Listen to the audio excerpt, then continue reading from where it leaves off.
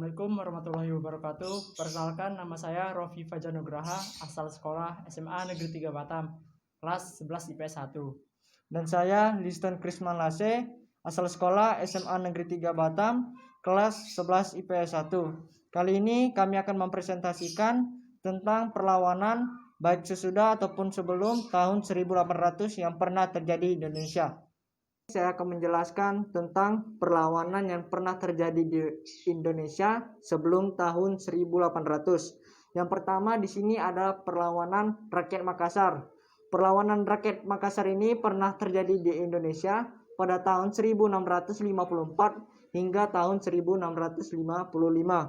Perlawanan rakyat Makassar ini dipimpin langsung oleh Sultan Hasanuddin, dan perlawanan ini pernah terjadi dikarenakan yang pertama, Belanda menganggap pelabuhan Makassar merupakan pelabuhan gelap. Yang kedua adalah Belanda melakukan sebuah blokade ekonomi terhadap rakyat Makassar. Yang kedua adalah perlawanan rakyat Riau.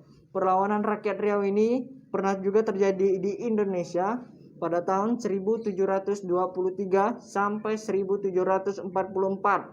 Perlawanan ini juga terjadi dan dipimpin oleh Raja Siak Sultan Abdul Jalil Rahmat Shah. Perlawanan ini juga terjadi disebabkan oleh yang pertama, VOC ingin memonopoli Riau. Yang kedua adalah VOC ingin memecah belahkan kerajaan Riau menjadi sebuah kerajaan-kerajaan kecil seperti Kerajaan Siak, Indagari, dan Kampar.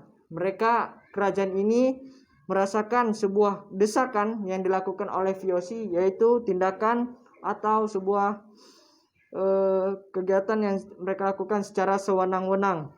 Yang ketiga adalah perlawanan rakyat Banten. Perlawanan rakyat Banten juga pernah terjadi di Indonesia yang dipimpin langsung oleh Sultan Ageng Tritayasa.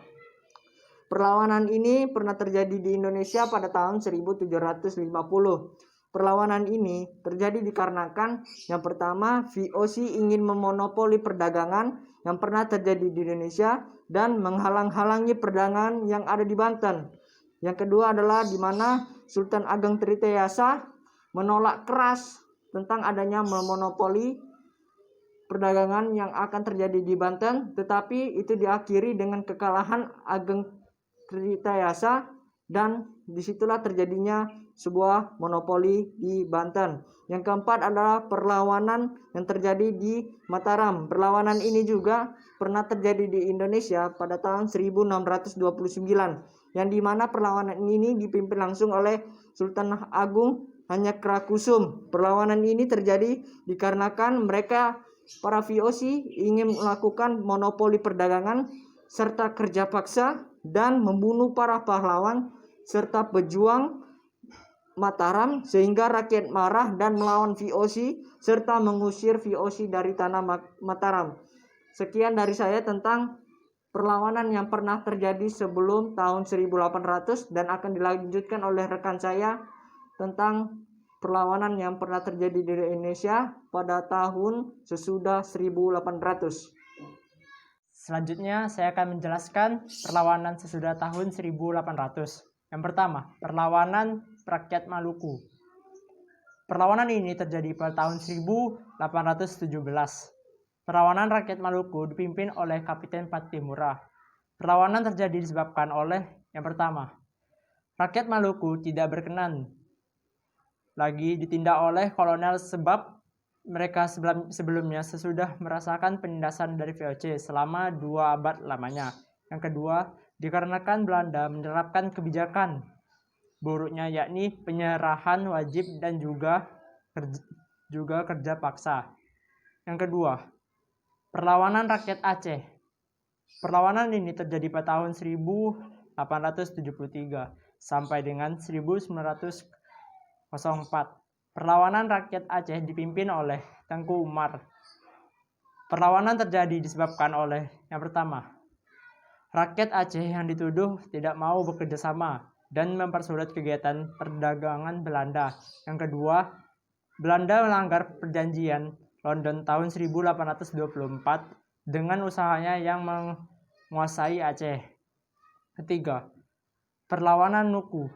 Perlawanan ini terjadi pada tahun 1787. Perlawanan Nuku dipimpin oleh Muhammad Amiruddin.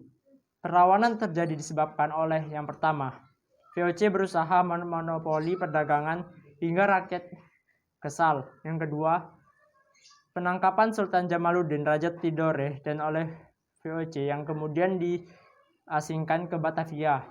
Yang keempat, perlawanan di Ponorogo. Perlawanan ini terjadi pada tahun 1825 sampai dengan 1830. Perlawanan di Ponorogo dipimpin oleh Pangeran Diponegoro. Perlawanan terjadi disebabkan oleh yang pertama, daerah kekuasaan Mataram dipersempit dan para raja serta pribumi kehilangan kedaulatan. Yang kedua, Belanda turut campur tangan urusan internal kesultanan seperti pengangkatan raja dan pati. Sekian hasil presentasi kami. Bila ada kekurangan kata ataupun kesalahan kata, mohon dimaafkan. Assalamualaikum warahmatullahi wabarakatuh. Selamat siang.